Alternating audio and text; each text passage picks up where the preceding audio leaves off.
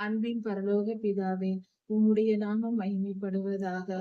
உலகெங்கும் இருக்கிற பெரியோர்களுக்காக ஜெபிக்கிறோம் சுவாமி. முதியவர்கள் பெரியோர்களாய் இருப்பவர்களுக்காக ஜெபிக்கிறோம் சுவாமி.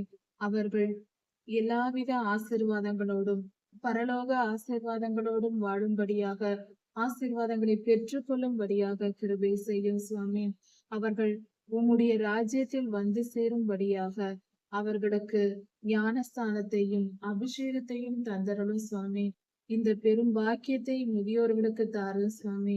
அவர்கள் இவ்வுலக வாழ்க்கையில் இத்தனை காலம் வாழ்ந்து ஆண்டவரே, அவர்கள் தங்கள் அறியாமையினால் செய்த பாவங்கள், குற்றம், குறைகள், அக்கிரமங்கள் இருந்தால் அவைகளை எல்லாம் நீர் மன்னித்து அவர்களுக்கு விடுதலையை தாரும்.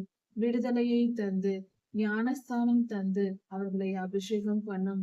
உம்முடைய ராஜ்யத்தில் வந்து சேர ஞானஸ்தானம் பெறவும் அபிஷேகம் பெறவும் வேண்டும் என்று உம்முடைய வேதம் சொல்லுகிறதப்பா. தண்ணீரினாலும் ஆவியினாலும் கழுவப்பட வேண்டும் என்று சொல்லுகிறதே உம்முடைய வசனம். அதன்படி தண்ணீரினாலும் ஆவியினாலும் முதியோர்களை நீர் கழுவி சுத்திகரித்து பரலோக ஆசீர்வாதங்களை பெற்றுக்கொள்ளும்படியாக, பரலோகத்தில் உம்மோடு வந்து வாசம் செய்யும்படியாக அந்த பாக்கியத்தை ஏற்படுத்தி தாரும்.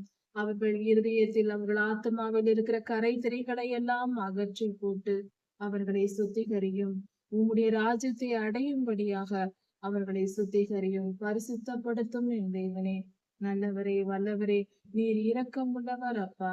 நீர் பெரியவர் சுவாமி. ஆண்டவரே, நாங்களாக எங்கள் சுய நீதியை நம்பி, எங்களுடைய பலனை நம்பி நாங்களாக பரலோகத்தில் வந்து சேர முடியாதே. ஒரு மனிதனாலும் அது முடியாத காரியமாயிற்றே. கர்த்தாவே, உம்முடைய கண்களில் கிருபை கிடைத்ததானால் நீர் மனதால் நினைத்து எங்களை ஏற்றுக்கொள்ள விரும்பினால் ஒழிய நாங்கள் உம்மண்டை வந்து சேர முடியாதப்பா. அதை நாங்கள் உணர்ந்திருக்கிறோம் ஆண்டவரே, தெரிந்து வைத்திருக்கிறோம் சுவாமி. கிருபையாய் எங்களுக்கு இறங்கும். எல்லாவித பொல்லாப்புகளையும், தீங்குகளையும், நாச மோசங்களையும் எங்களை விட்டு அகற்றி போடும்.